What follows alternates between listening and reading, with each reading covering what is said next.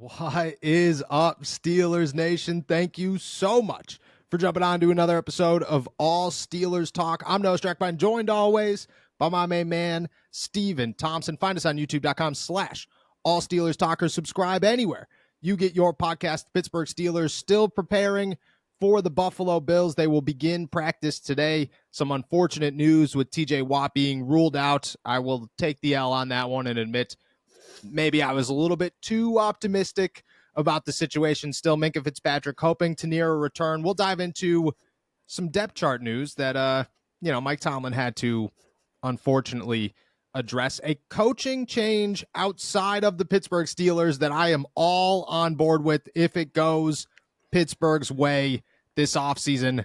And some big-name analysts who believe that the Pittsburgh Steelers might have a shot at beating the Bills, but it's a matter of how far can they go in the playoffs. We'll dive in and give our opinions on how far the Pittsburgh Steelers can go this postseason. It is rainy. It is windy. It is preparing the Steelers for a snow and cold trip to the city of Buffalo. We're a couple days away from the trip ourselves. How you feel, my friend? A little antsy, quite honestly.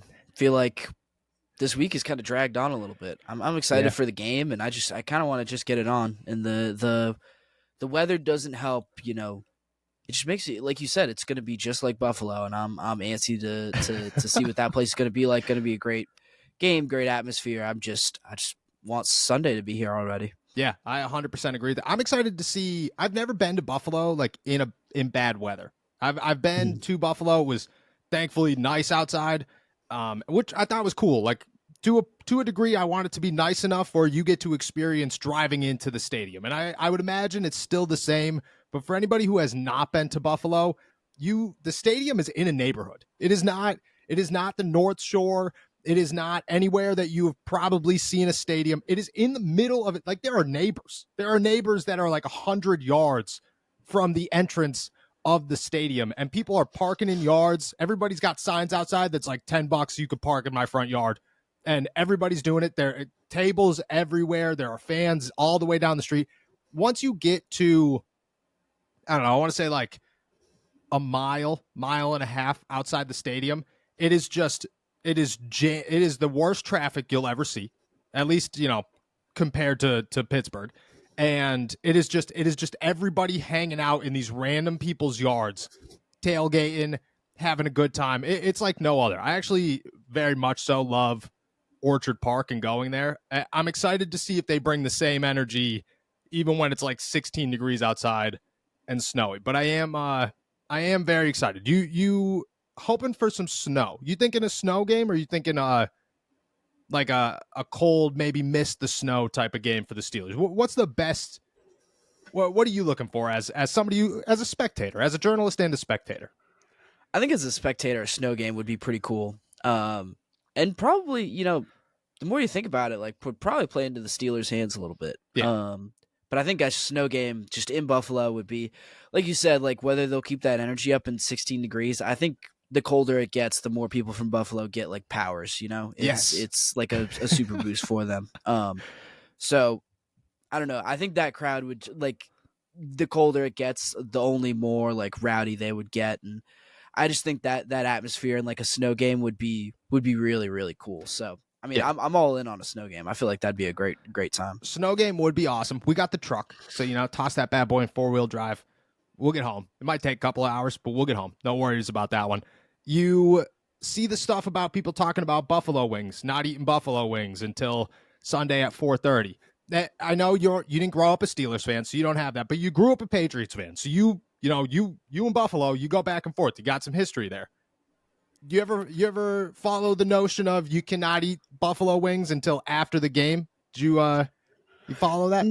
No, because this is just such a different scenario because we almost never would play the Patriots would never play a big game against the Bills. That is true. It's not like we saw them in the playoffs or anything. Not like true. They were. It's not. I mean, there was one year I think when I was in college that we played them in the playoffs, but that was like post Brady. I think that was Mac Jones's rookie year. It didn't really even register that the Bills were were like there, quite honestly. As a fan, you fall you do you think that's like, if you're a Steelers fan, if you're somebody from Pittsburgh this week, you avoiding Buffalo? Because I'll be honest with you. I put hot sauce on everything. Like everything I eat, I put hot sauce on. There was no part of me this week that was like, oh man, can't eat buffalo, can't eat hot sauce. You know, if somebody gave me wings right now, I'd be like, I'm gonna eat those wings. You know, and I honestly, I think it's like I'm devouring the wings. I'm devouring the buffalo almost. If somebody gave me a bison burger, I'd feel like I'm supporting the Steelers. That's how I would view it. Yeah, I mean, no, I would eat buffalo wings all day. I mean, look, they're really good, man. I don't really know if I could avoid wings like that. That's what I'm saying. You might only get one football Sunday left. Right. And I'm gonna waste it not eating wings. Come on now, what are we doing? I know. Yeah. I agree. I saw it all week. I saw everybody talking about it. Everybody said, "Oh, I can't, not till 4th." I'm like, dude, you're wasting that's 2 days. You got Saturday days and Sunday games to not eat buffalo. You got to eat buffalo wings. Like, I'm sorry. I hope it's not a bad omen, but I don't think it is. I think if you if you send out your energy to whatever you're talking to, or you do your ritual, you wear your jersey that you haven't washed in 15 years, that's enough. You're doing everything that you possibly can. Enjoy your wings.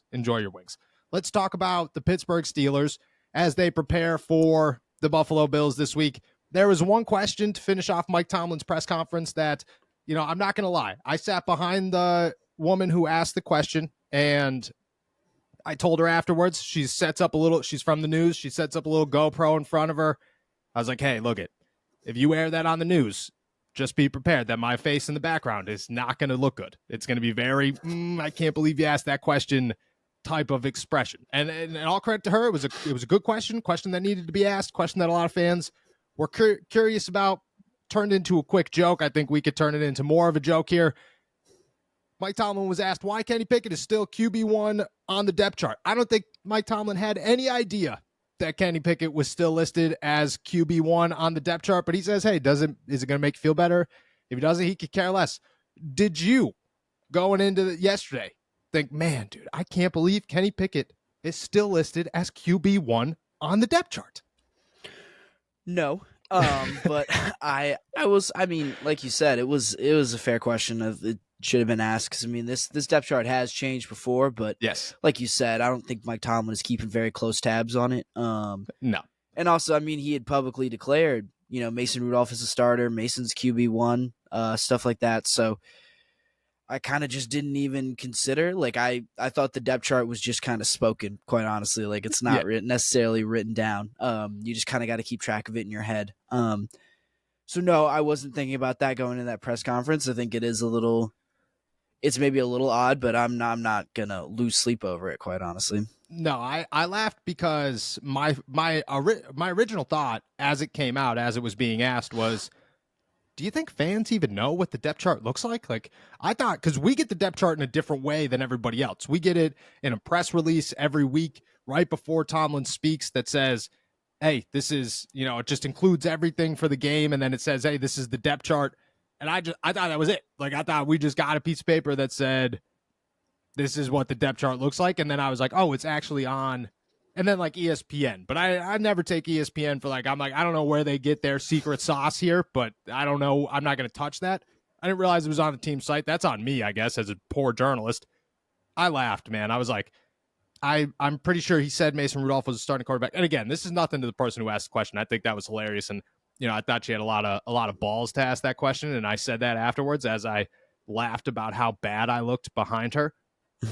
Hilarious that had to be brought up and the week of the playoffs. And man, Mike Tomlin walked out. He was in such a good mood walking in. He was all smile, and then he left and he was like, all right, see you guys. And I was like, yeah, nice. See you too, Mike. Have a good one. Thanks. Glad that we pissed you off right before you went to prepare for the Buffalo game. Shout out. That's just a good Tomlin Tuesday when you leave with a little bit of a sour note. You might only get one more of those. Way to end it with a bang. That's how I look at it. Way to end it with a bang. Right. It wouldn't be a Tomlin press conference if he's not getting mad at someone for a question that they asked him. That's what I'm saying. Just ritual. That's the give and take there. That's why we love him. That's why he loves us. Kinda, I think, maybe. I don't know. Probably not. Yeah, I don't know. We'll figure it out. Let's talk about another coach here. A name that popped up yesterday. Maybe a bit of a surprise to some people. Immediately, as soon as the name broke, I was like, okay, well, the Steelers have to go get this guy. Let me be quite honest and quite, let me just be realistic about the situation. I'm about to talk about a name. I'm about to bring up a name. I'm about to make some points and share some opinions about a name while totally understanding that there is a very good shot that in the next 48 to 72 hours, that name is off the board and we no longer get to talk about him. But in that 48 to 72 hours, I'm going to be optimistic and I'm going to say maybe the Steelers get things to roll their way over the next couple of weeks, couple of months, and they end up with another Brian Flores type name. Yesterday, Mike Vrabel was fired by the Tennessee Titans. I mean, I also want to address that. I don't know if you saw the interview with the owner with the team site. Mm-hmm. That was weak, man. That was as weak as it possibly gets to make the decision to fire somebody and then only talk to the team site and say, hey, this is why we did. Like, no, go talk to the media, go answer the real tough questions, and then, go on from there. And you're the owner. So nobody's trying to tick you off in the media. Nobody's like, oh man, but they're going to ask you a lot harder questions than the team site's going to ask you. Mike Vrabel gets fired. My thought immediately was, and I texted you this and Nick, and I said, hey, Steelers should sign or should hire Mike Vrabel as a defensive consultant / maybe assistant head coach, try to boost him to get another job. I didn't label what the coach was or what the position was at first. And you went to replace Mike Tomlin? No chance. No chance. There are people out there that want to say Mike Vrabel is a better head coach than Mike Tomlin. I do not think that's anywhere near the truth. But if things do roll the Pittsburgh Steelers' way, and over the next couple of weeks, maybe the next 2 months or so, Mike Vrabel does not find himself as a head coach in the NFL, yes, 100%, the Pittsburgh Steelers should make some phone calls and say, hey, pal, you should come back to where you were drafted. You know that you love Mike Tomlin. You know Mike Tomlin loves you. Be a Brian Flores type coach with a phenomenal defense. We'll slap assistant coach to your title just to kind of make it a little bit more mushy or whatever, make you look a little bit better.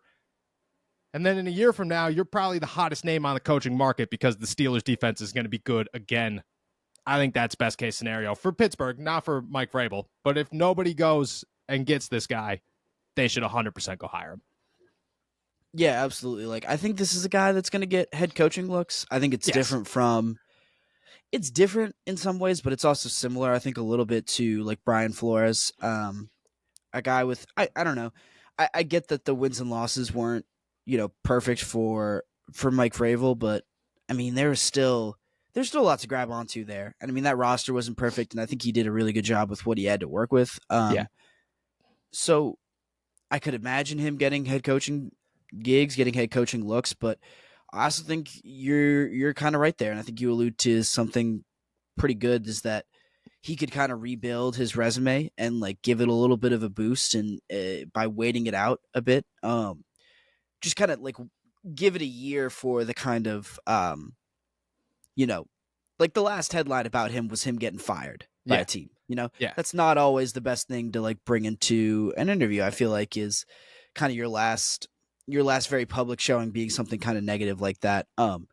So if he's able to come to Pittsburgh, if he's able to coach a good defense, if he's able to kind of rebuild his reputation like that, give it a boost, maybe he's able to negotiate for a little bit more. Maybe he's able to pick his spot a little bit more. And then who knows what kind of coaching jobs can be open next year. I mean, right now, what are his head coaching job options? It's like the Panthers, the Commanders, and Raiders. The Falcons, right? And the Raiders. Oh, Falcons? Yeah. Yeah, like how many of those teams are super attractive to you right now? I mean, I guess any team that fires their coach isn't really going to be that great of a situation that you're walking into, but yeah, I'd have to imagine he can find some better spots during the next coaching cycle.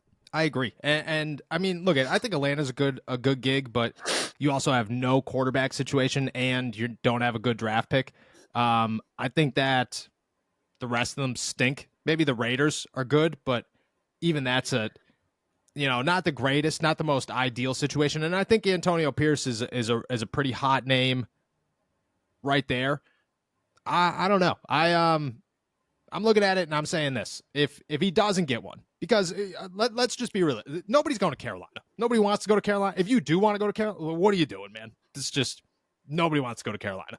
You go to anywhere else, really. Not really the most ideal spot. And there's a lot of head coaches out there that are going to fill some of those positions. Jim Harbaugh is probably going to make his way back to the NFL. You're going to get some hot names. There's Ben Johnson coming out of, I believe, Detroit. There's Philly's offensive coordinator. There's all these guys. There's another Kyle Shanahan coaching tree coming up that I've heard of.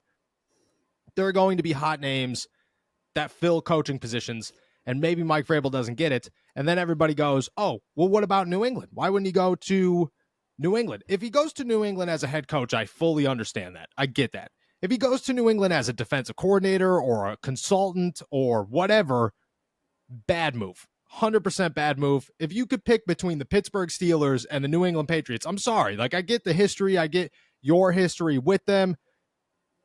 The Steelers are going to boost your resume a lot more. And a year from now, when the New England Patriots are maybe just slightly better, it doesn't do what, oh, well, the Steelers competed for the AFC North and they had the best defense in the NFL, and TJ Watt led the league in sacks again, and Minka Fitzpatrick was a stud, and Joey Porter Jr. and Landon Roberts, and Keanu Benton took a step forward. Like, you have names that you could be like, at the end of a year, like, oh, okay, that looked really, really good. And it's the Steelers. So you're going to be a national name no matter what. I just think that does so much more for your resume. And for the Steelers, I mean, could you imagine if Pittsburgh had Mike Vrabel and Mike Tomlin walking around that locker room? You want to talk about motivation? You want to talk about running through brick? There would be holes all over that facility, just in every wall, because guys would just be running through them constantly, looking to play for both of those guys. Yeah, absolutely. I mean, first of all, I think you're underselling what Drake May is going to be able to do for the Patriots next year. But yep, but Super Bowl team. That's what they say. Right. You know how rookies do that all the time. Take teams to the Super Bowl. Yeah. Especially when they're throwing to Juju Smith-Schuster and Devontae Parker. Yeah, I was like, I couldn't name another wide receiver for the New England Patriots. Jalen Reagor. Rager's been playing real well. No, there it is. No, but yeah, I think you're right. Like, it would be kind of a dream team, and I don't know, after the Brian Flores thing, like, I don't want to say anything's kind of impossible in a scenario like this. Like, I thought it was a slam dunk that Brian Flores would at least be a defensive coordinator somewhere else, if not a head coach immediately after he got fired right, by Miami. Yeah, by Miami. That was the whole suit the league type thing. Right. And so after that, I kind of can't feel like anything is a surprise, like I'm assuming that Vrabel's going to get head coaching looks, like I said, but I don't really know, I guess. Like, I don't know, quite honestly. I don't know what kind of I don't know, for lack of a better term, the stink of, kind of coaching the Titans for the past few years with some underwhelming results. Like, I don't know how that's going to play on the coaching market. So I think it's a little more realistic maybe than I thought when I first saw that news or when you first texted me. But yeah, it would absolutely be a dream team for the Steelers to be able to put that defensive staff together. Unreal. The only down part would be, it would be constant talk, constant, I don't know, questions about, oh, is Mike Vrabel going to be the guy? Like, is he going to replace Mike Tomlin? Is this the beginning of because that's what you got with Brian Flores. Oh, you should hire Brian Flores as your next head. No, you should not. Mike Tomlin should be your head coach until he doesn't want to be your head coach.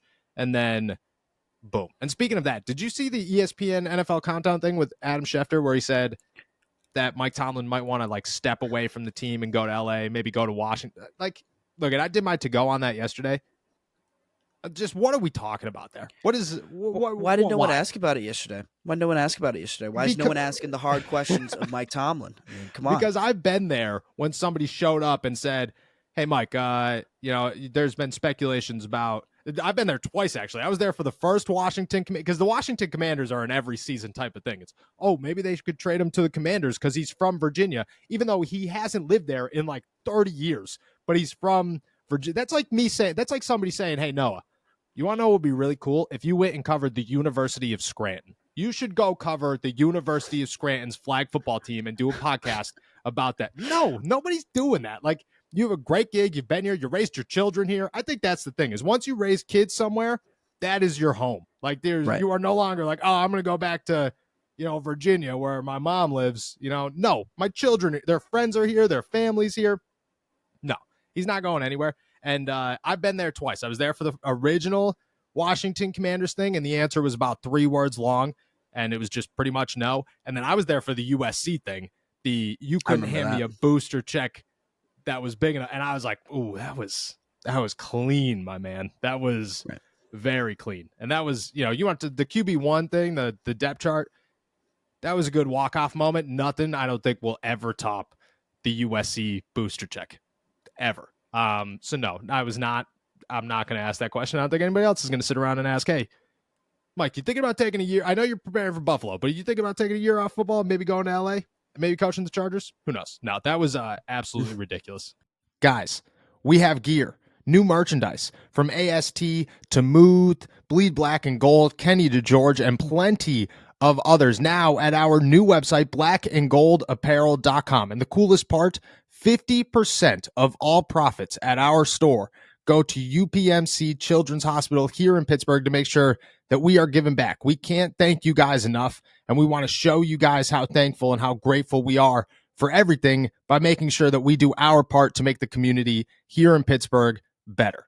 Go check out everything. We tried to make everything new and improved, from our designs to our quality of sweatshirts and t-shirts and everything else. Let us know and check everything out at blackandgoldapparel.com. And as always, thank you guys for everything. All right, let's talk the Steelers game this week, the Buffalo Bills, and really their playoff run. There's two sides to the coin here. For one, there's beating the Bills, which is step one in the playoff picture, the playoff race, whatever. And people are actually somewhat optimistic. Louis Riddick was speaking with the Pittsburgh Post-Gazette yesterday, 2 days ago, and mentioned how he believes that the Steelers have faced enough adversity in the last couple of weeks, changing Mason Rudolph, overcoming 3 wins on the road, beating the Ravens in some brutal weather to secure a playoff spot just in general. He says they could carry that and probably beat the Bills if he had to make a guess, if he had to make a bet. On the other side of that, Chris Sims says the Steelers probably could beat the Bills, but they can't go any farther than that. He says that they probably have the tools, the weapons, the luck to beat Buffalo, go to Buffalo and win. After that one, he does not see them going anywhere. We'll talk about Buffalo. We'll start there. Do you think that the Steelers have a real shot there? And then once they beat Buffalo, I mean, can we talk about the rest of the playoff picture here and how somehow, some way, everybody's ignoring the fact that maybe Buffalo is their worst and most toughest challenge in this playoff picture? Yeah, absolutely. I think Buffalo is really good, but I think the Steelers are playing their best, kind of peaking at the right time and riding all the momentum. And I think I think they absolutely have a chance to pull off this upset. Do I think it's likely? Not really sure, but yeah. I mean, you look at, I don't know. I think they have as good a chance as any of, like, this isn't an average 2 versus 7 matchup. I don't think. No. Like, there's typically a pretty wide gap between the number 2 seed and the number 7 seed in the conference, and that I don't think that really exists in the same way here. For as good as the Bills are, for as well as the Bills are playing right now, and as hot as they are, the Steelers are kind of in the same boat where they just closed the season on a pretty torrid run, and there was a scenario where I think Buffalo could have been the 7th. If Buffalo loses, they're the 6th seed. If Buffalo lost to Miami, they were the 7th seed. Pittsburgh was the 6th seed. Yeah, they were a game away. Right, like this isn't as big of a difference as, I mean, the Bills get some style points, like obviously because just of how they've beaten some really good teams and they've been pretty dominant doing it. I mean, but the Steelers like have looked just as good down these final 3 weeks of the season. Like I think the 2 highest scoring offenses down the last 3 weeks of the season were the Steelers and the Bills. The 2 longest winning streaks in the NFL are the Steelers and the Bills. It's to bury the Steelers now, I would be extremely premature, and I think they absolutely have a chance of beating the Bills. And then after that, like it's why like your next game would definitely be going to Baltimore, and that's a team that the Steelers got to have their number. Quite honestly, like you can talk about how Baltimore is going to be different than the last time that the Steelers saw them, but I mean the Steelers beat them twice this year. Like at one point they were fully healthy, at one point they weren't, and Steelers beat them both times. So I don't really understand how you could kind of bury their playoff run so early, because the Bills might be the I don't know. It's a debate between the Ravens and the Bills, but there's absolutely an argument that the Bills are the team in the AFC playing the best football right now. Agreed. The Steelers have the toughest path. I mean, they're the 7th seed, so they should have the toughest path. But they have the toughest path to wherever you want to go this season or wherever you want to go this postseason. But let's say that they beat the Bills. And I think the Bills are their toughest challenge. I 100% agree with you that I think the Bills are their toughest challenge. But you go to Baltimore, the last 3 losses, they're 7-10 against are 7-3 against the Ravens in the last 10 matchups. 2 of those losses came in 2019 when Mason Rudolph got smoked by Earl Thomas and had to leave the game. And then Juju Smith-Schuster fumbles in overtime from a hit on Marlon Humphrey. And the time after that, yeah, they got smoked 28-10, but Duck Hodges was the quarterback. And look at all love and credit to Duck Hodges. I think that guy's a great dude. I very much so enjoyed my time covering Duck Hodges. Wasn't the most ideal situation. And then last year, they lost 16-14 to the Baltimore Ravens because Mitch Trubisky steps in and throws 2-3 interceptions, all of them brutal. Oh, yeah, no, it was 3. It was 3 and like a half. Yeah. Yeah, it was bad. Yeah, that's what I'm saying. The losses were not great. The Steelers, obviously, the playoffs are a totally different animal and everything, but for anybody to sit around and say, oh, the Steelers have no shot against Baltimore, I mean, it doesn't surprise me with some of the national media because some of the national media tends to just totally ignore the Pittsburgh Steelers and then just form opinions about them without actually doing any research or watching any games. But if you've been paying attention to this game, to this team, to this rivalry, you know that the Pittsburgh Steelers play the Baltimore Ravens tougher than any team. It's Baltimore's toughest opponent is the Pittsburgh Steelers, and Pittsburgh Steelers' toughest matchup and the game that they play the hardest in every season are the Baltimore Ravens. That's just how it goes down. And then from there, I mean, Kansas City, I think Cleveland's their toughest matchup. I think Cleveland's the scariest team right now in the AFC outside of Buffalo, I guess, in Baltimore. But I think that they're neck and neck with both of those guys. It's Cleveland, Pittsburgh. Like, if you're going AFC North matches for your last 2 games to make it to the Super Bowl, I'm feeling way better about that than having to go to Kansas City and play Patrick Mahomes in the AFC Championship game, or go to Miami and play, a Tua Tagovailoa or Mike McDaniels that are trying to prove themselves and make a Super Bowl. Say Buffalo's their toughest matchup, and if you think you could beat Buffalo, I'm not saying that it ends there, and I'm not saying to say that there's no chance. I highly disagree with that situation.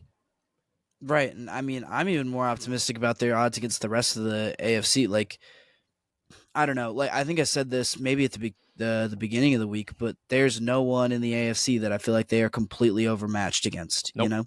There's no one that they can't beat. When they went in the last time they went into the playoffs, I think they were playing the Chiefs on the road, and you could see from a million miles away that they were going to get blown out. Like, that was always going to happen, and like, this is not the same thing.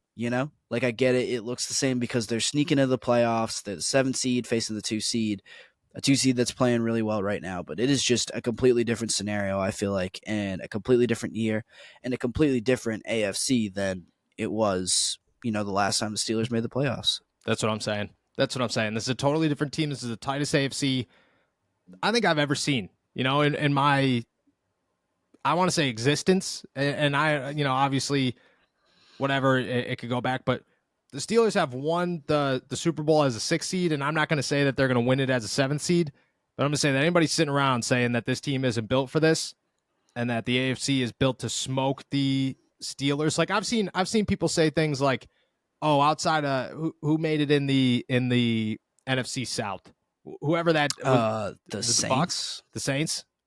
Oh, the Bucks didn't. No, but the Bucks won there. Yeah, the Bucks. Yeah, it was the Bucks. So if it's outside of the Bucks, I've seen people say that the Steelers, it's like Bucks, Steelers, and then there's a gap, and then there's everybody else. No, there's the Bucks, there's a gap, and I that's an uneducated opinion there. There's the Bucks, there's the gap, and then there's the rest of the entire playoff scenario and the entire playoff bracket, and the Steelers are very much so in that mix. So anybody sitting around saying, it can't happen, no, it could happen. It could, as crazy as it sounds, it could happen. And I can tell you right now, my DMs, my text messages, my every social media account I have, my email, I'm getting emails from fans about, dude, I think we got a shot. And I'm like, I can't tell you no. Like, I think that maybe they do. Maybe they do have a shot. But to sit here and say no, crazy. Absolutely crazy.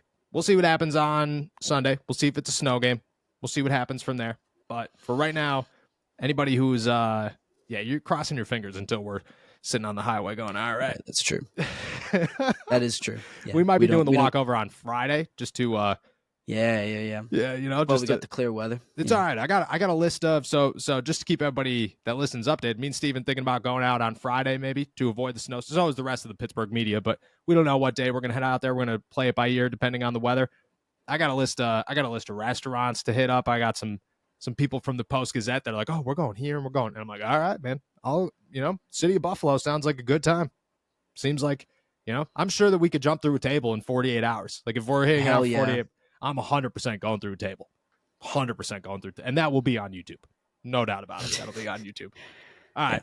With that, we're heading out of here. Thank you guys so much for jumping on to another episode of All Steelers Talk. Make sure to subscribe to us on YouTube, youtube.com/All Steelers Talk. Find us anywhere you get your podcasts. And of course, check all of our workout at allsteelers.com and our pit coverage at insidethepanthers.com. We will be back on Friday from here. We're not heading out until after the podcast. Enjoy a rainy but a beautiful day in the Berg. Peace.